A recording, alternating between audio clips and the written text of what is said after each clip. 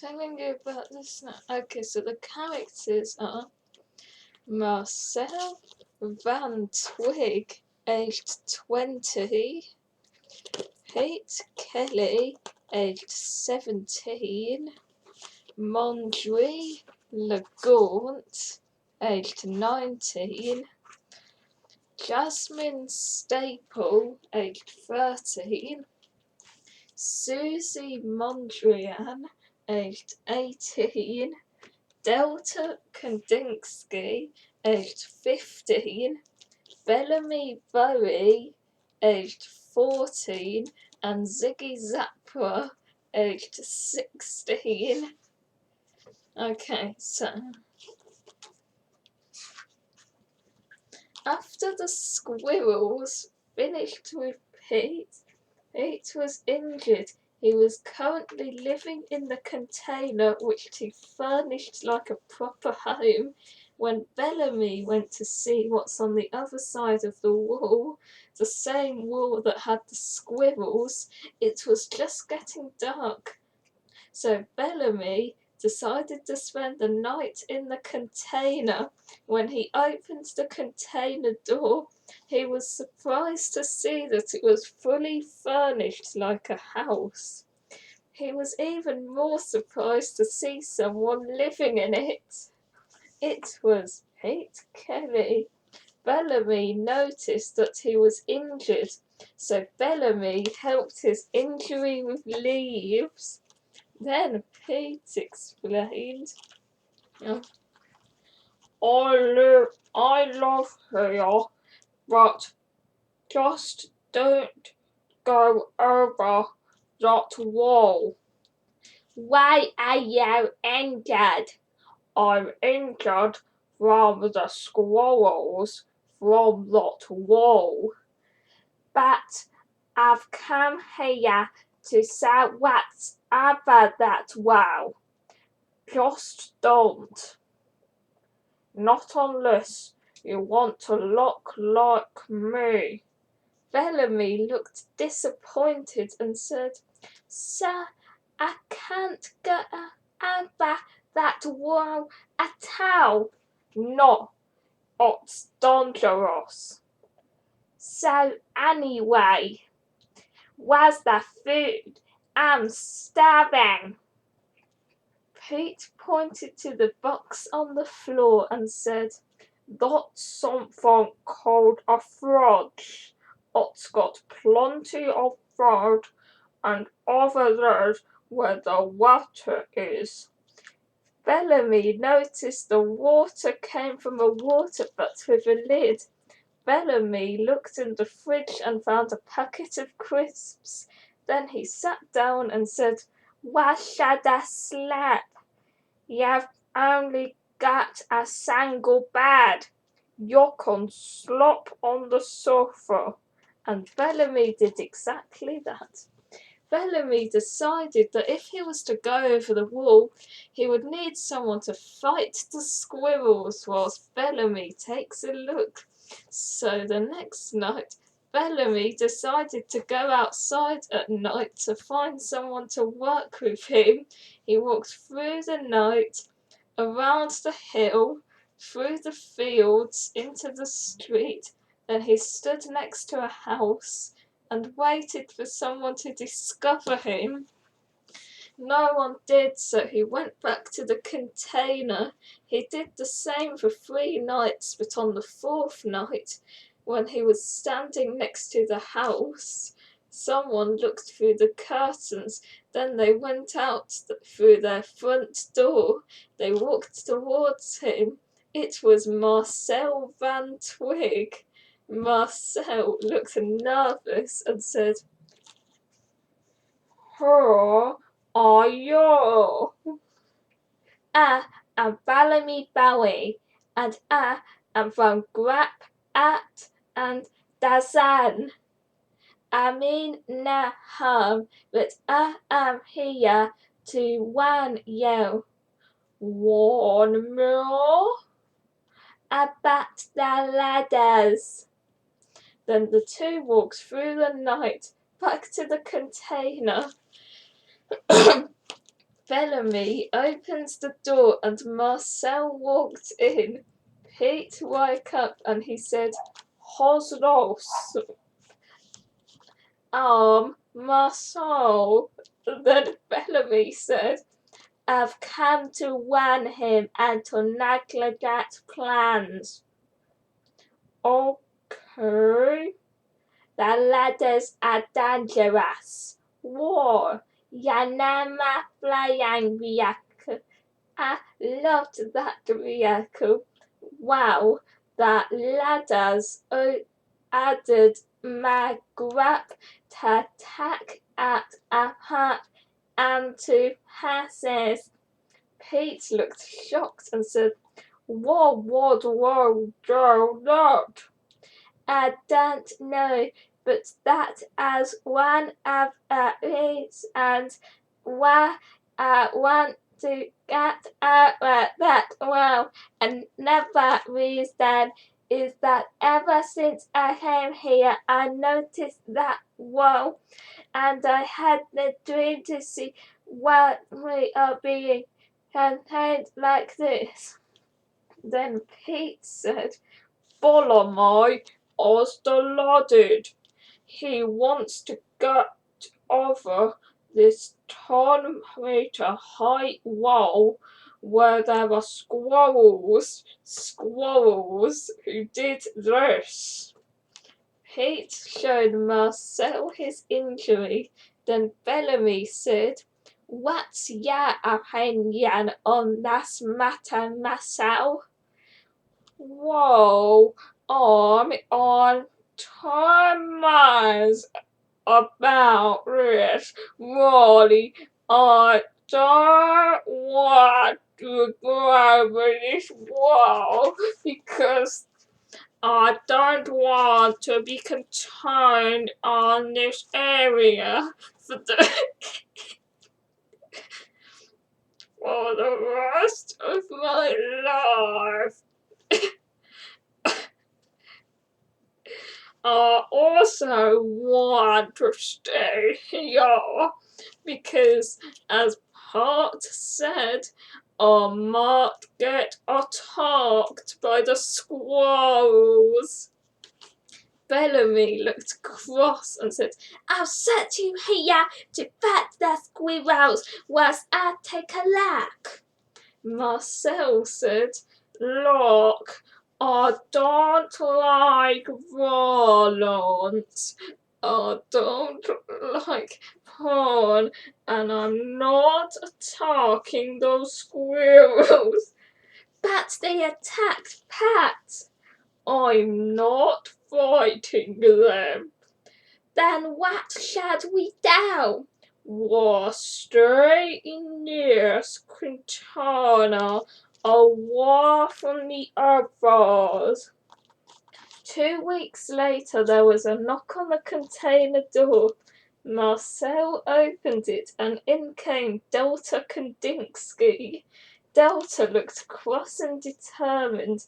Pete said, "What's wrong, Doctor? Why have you come in here?"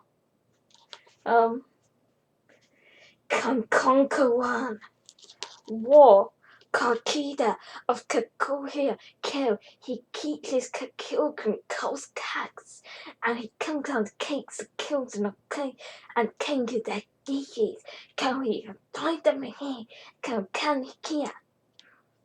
Aka. Ya had in here whilst we get out and get supplies. "Oh," said Pete, "and if you want to go on to slop, just slop on this pile of blankets on the floor." 5 days later, there was another knock on the door.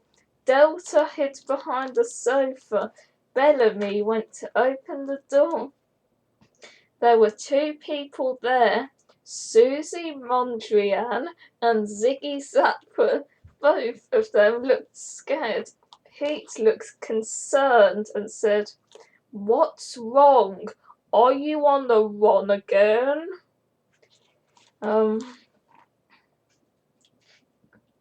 Yes. War. Well, said Ziggy, the authorities wanted me to remove the lightning bit of Sissy's face. When Delta noticed Ziggy, she was entranced by him. She went red and she couldn't take her eyes off him. And when Pete noticed Susie, he was entranced by her. He went red and he couldn't take his eyes off her. Neither Ziggy nor Susie were overly enamored with Pete and Delta. Pete whispered with amazement, "They want to remove the lightning bolt off your face. That's your best feature." Then Pete went red. Delta was still gazing at Ziggy with attraction. Meanwhile, Bellamy was looking at Susie and he said to Marcel, "Look at that girl with that lightning bat. She looks just like David Bowie, only a bizarre version." "Don't be a moron," said Marcel.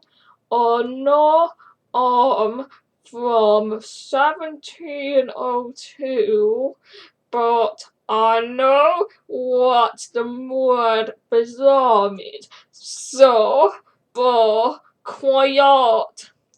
Okay, but at try, right?" "Can't you just shout it?" said Marcel crossly. Ziggy and Susie were busy telling Pete and Delta their stories of what happened. Pete's mouth was wide open in awe. His eyes were gazing at Susie. His mouth was drooling. Delta's face was red. Her mouth was smiling and her eyes were watering. Then Bellamy dived in front, blocking their view, and loudly announced, "I think we should be quiet now. Only love and an emergency, and just don't leave on your own accord. If you want to leave, we get together, right? And remember, again, only leave in an emergency." Then Marcel said, "Try remembering to show some respect." Then Susie noticed and said, "So I think Selame's site is on this one. She's only everything on the surface. Because if they see, she's upset me. Then after that, they will look the same as anyone else. So this is only everything on the surface. Sounds of supplies. So sell, celery, and seed, so together, families walk into a suit sewing place, set the suit, and secretly come back here. Then the sorter, this will select sane water, sand, sifty answer to business. So we. Pete went purple with embarrassment. Ziggy said, "Let's not get into details, please. So, what Sassy was saying, don't go out. If going out, do it to collect vital supplies and remain in the container at all times."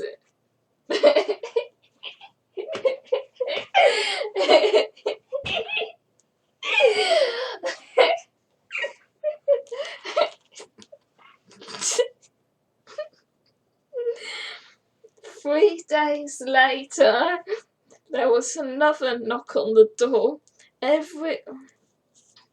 Everyone hid except Pet.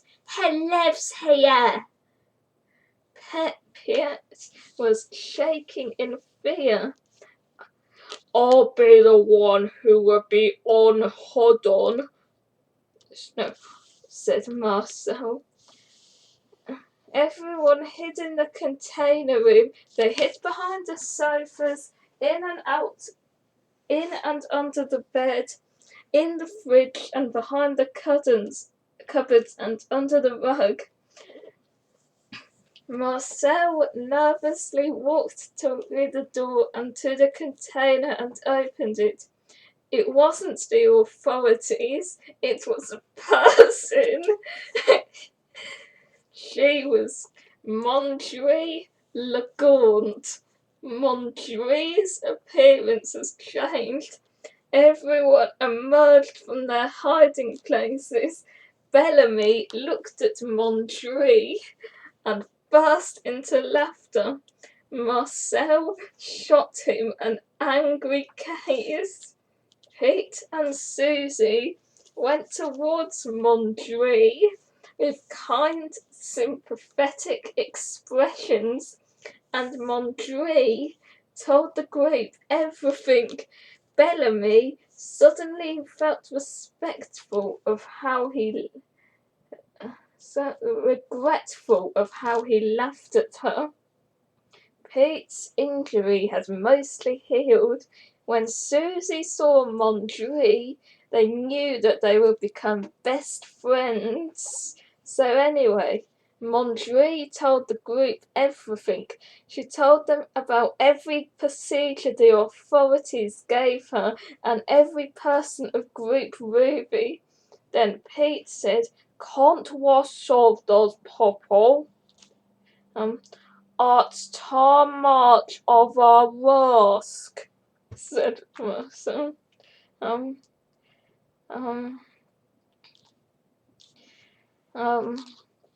We should really stay on this container. No, do not leave unless it's an emergency. Only I should go out and get the supplies. If you hear a knock on the door, hold as quickly as you can. I'm on it this time. 2 days later, there was a knock on the door. Everyone hid. Marcel hid in the bed. Pete hid behind the cupboard. Delta and Marjorie hid under the bed. Susie hid behind the sofa. Bellamy hid underneath the rug. And Ziggy hid inside the fridge. The door flew open. Authorities. The authorities searched the container room. They were carrying torches. They aggressively opened each door. Then they went back out of the container. 15 minutes later, the group emerged. Ziggy said, "Phew, that was a close one." Delta laughed and agreed. Marcel looked serious and he said, "If the same event happens, we're leaving, all of us, because if the authorities discover that we are hiding in here, they will catch us, and then we will be punished. I don't know how, but there are 4 people who are on the run here. So let's keep a low profile." So the group did. However, the next day there was another knock on the door. Everyone in the group hid in the same place. It was the authorities again. They looked stern and said, "We know you're in here. We know for a fact. We've seen you now. I'm giving you 1 more week. If you don't emerge, I am going to do something you're going to regret. Now, I am giving you 1 more chance. Then the authorities left. 15 minutes later, the group emerged. Susie said, "Sie have to see Sal. This is our only chance." "We must get over that well," said Ziggy.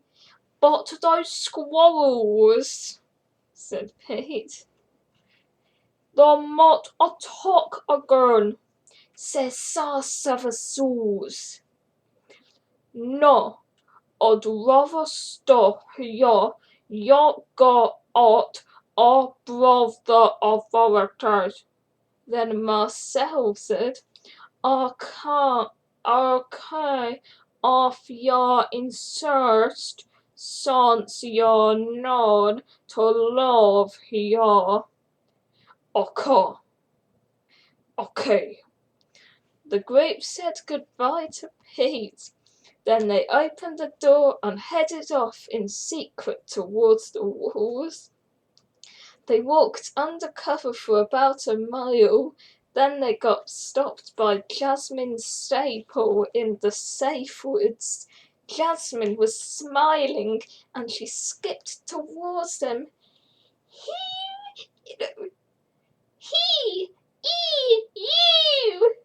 No.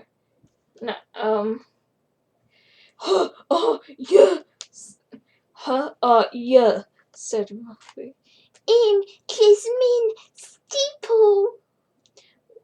What group are you from? Me used to be from Grape Street, but now I'm an authority.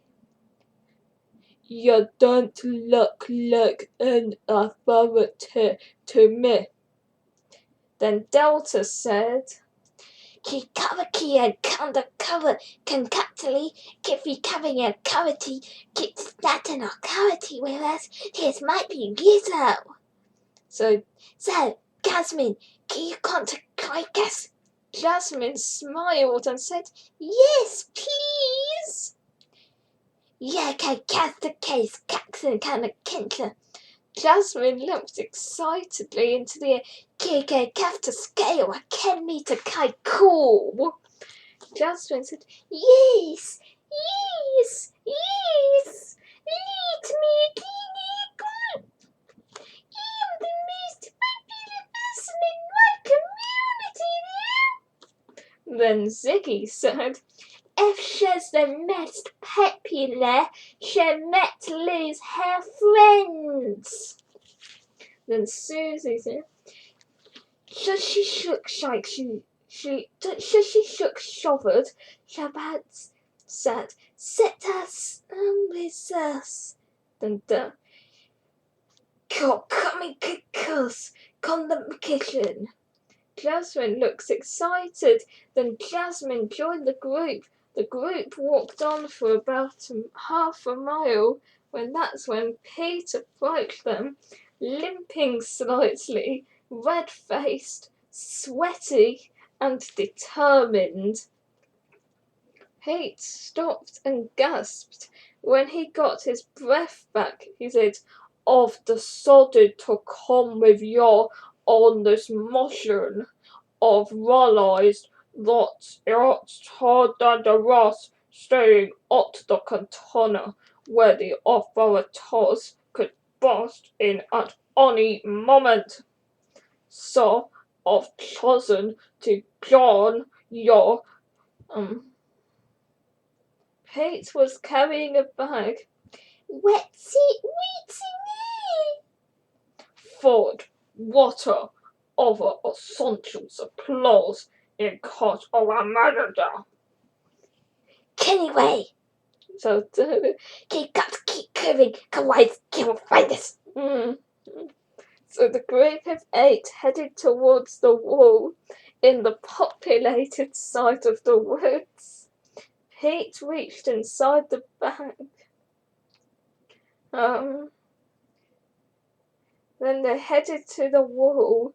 When they reached the wall, Bellamy said, "I'm gonna say what's on this wall. Come with me, go!" But Bellamy still went off anyway. He jogged towards the wall, then he stopped and put his hand on it.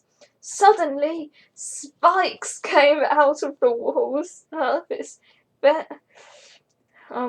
Actually, the spikes were behind and hand and fat house. I'll climb up.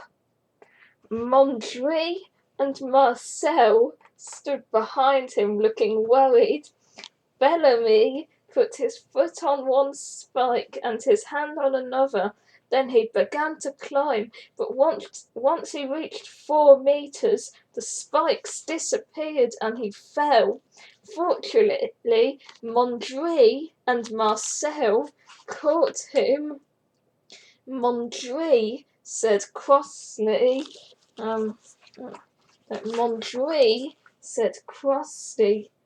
"Don't ever do that again." Bellamy rolled his eyes. Then Susie said, "December, see to soon quickly, otherwise the authorities will sack us." "What's the next wow?" So, "There's a terrifying figure in the unpopulated forest wall, so we can go over that wall." Jasmine pointed to the direction they've just came from. "No, that has the oval squirrels." "Well, it's 20-mile journey then." "Kawaki going to kick can." "Which one's what?" "Transfer it, they'll catch us." Me and Marcel had to drive vehicles, and those vehicles, well, we could do it if you squeeze in. "But where are your vehicles?" "The vehicles are public for anyone to use, and they go back to one of the 5 vehicle stations around the and they go back to one of the 5 vehicle stations around the area."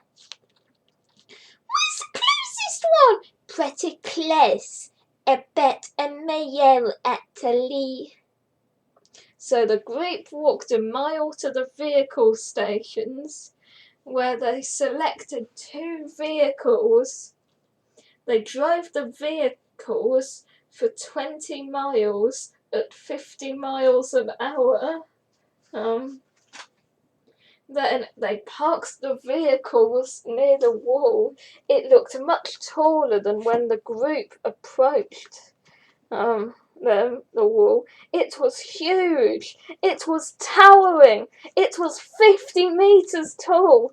Then Mondri said, "There is no way we're able to scale that wall by ourselves. The only truth is to brave another wall. I think we could brave the wall with the scary figure nearby." The group looked grave, except Pete and Delta, who were red-faced and smiling because of being so nearby to Ziggy and Susie for so long.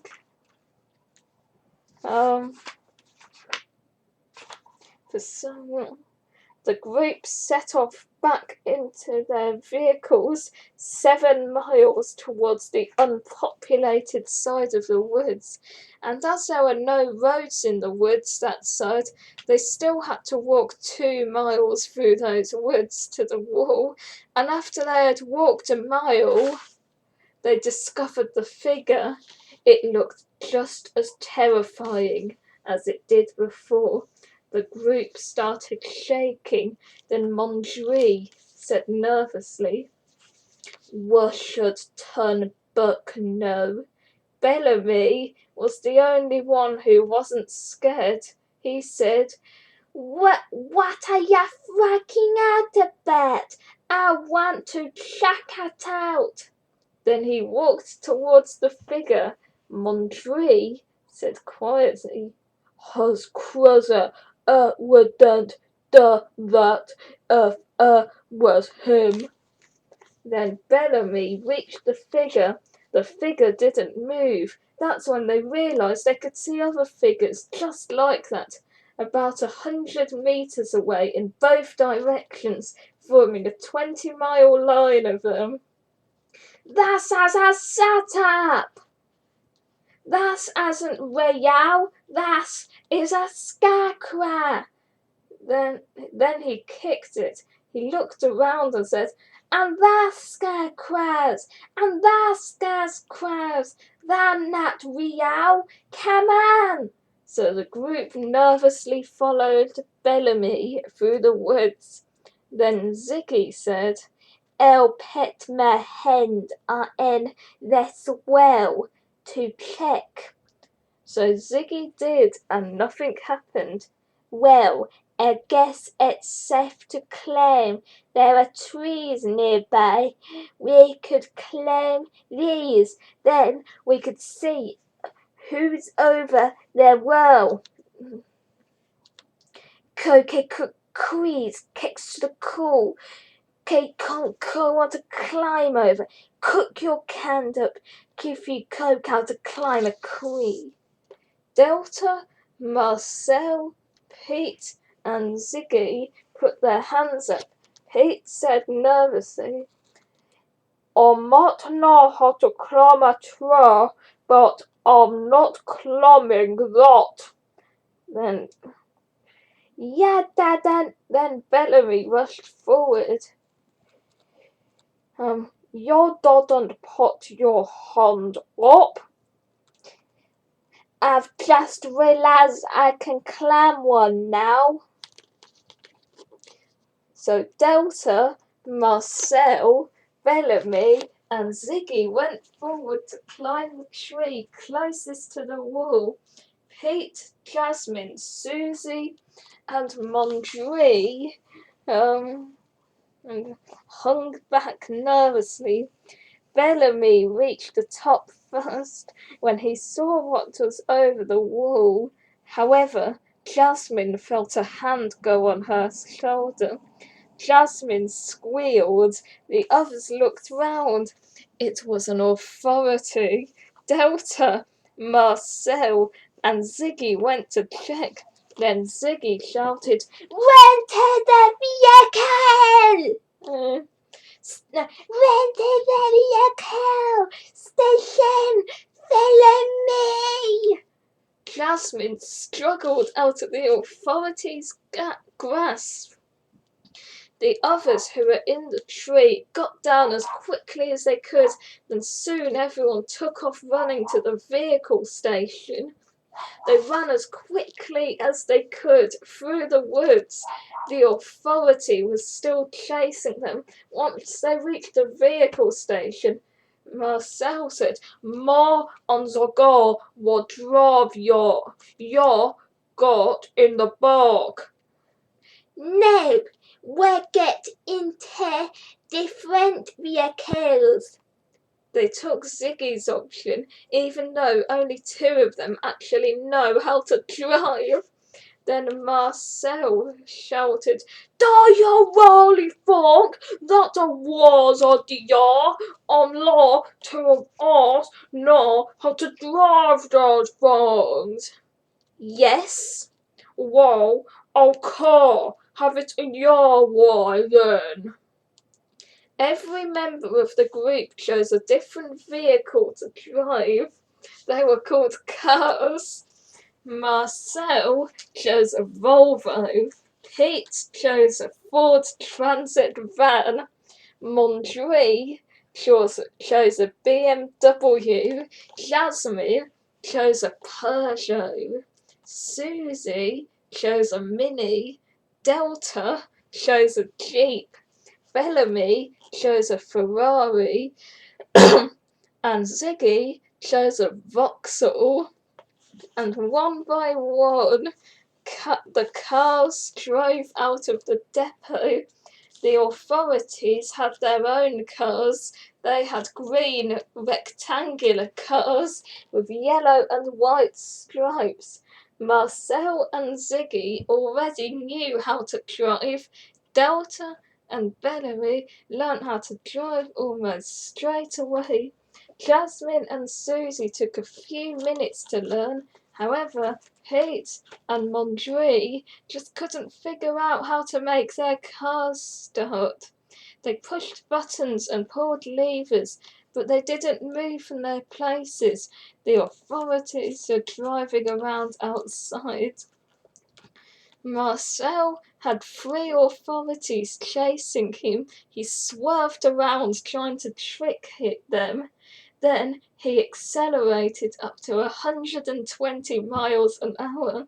He then stopped suddenly and did a U-turn.